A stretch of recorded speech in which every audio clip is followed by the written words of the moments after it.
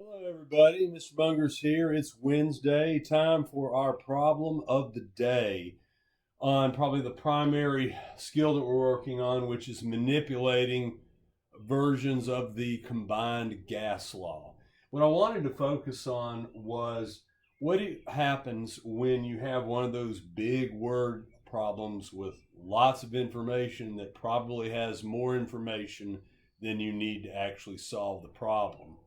This is a huge thing in ACTs, SATs, and many other standardized tests where you're really being evaluated on your ability to filter information and probably convert it as much as to know how to do some particular formula.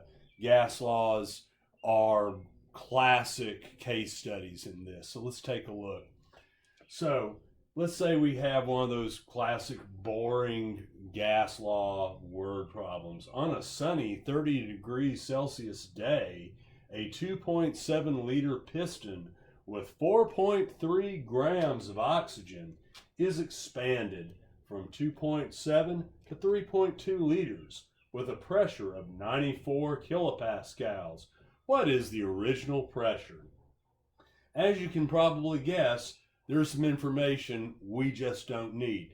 First of all, we're mostly focusing on two gas laws this week, the variations on the combined gas law and also an upcoming law that we're going to be focusing on tomorrow, which is the ideal gas law, which is where we're looking at moles as one of the variables in the problem. Although you'll notice there's no ones and twos here in the ideal gas law. We're really not focusing on a change of state of the gas.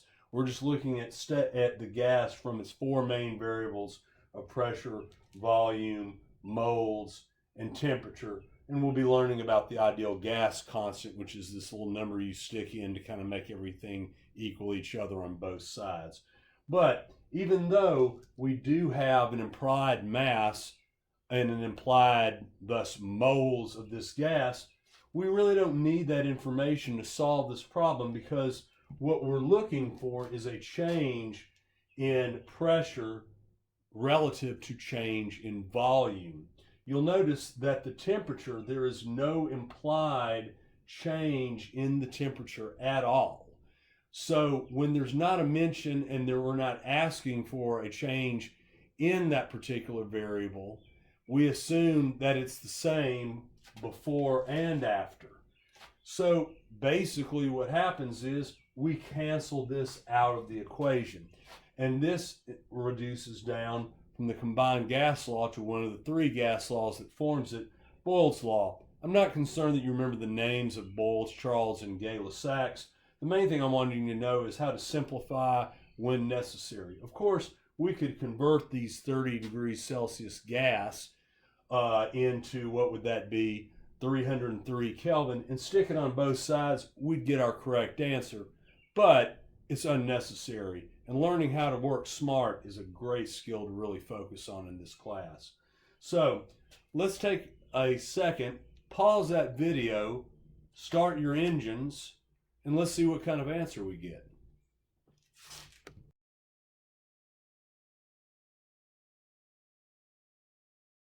So what we did here was we made a table of values, which I really encourage people to do before they embark on problems that have several different variables, particularly in word problems, which are easy to get lost in the numbers. And that's what I did here. And we plug in our Boyle's law formula.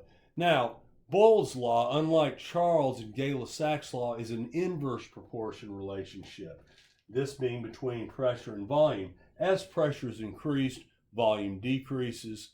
As volume increases, pressure decreases. And that's what happens here. When we put in our values, we multiply this side, the known side, divide by the unknown, and it turns out that the original gas had a lot more pressure. But once we expanded that piston, the pressure obviously went down. So in closing, really try to focus on using a table of values to pick out information from a word problem. So you can do three things. One, figure out what numbers represent which values. It's easy to get confused at times.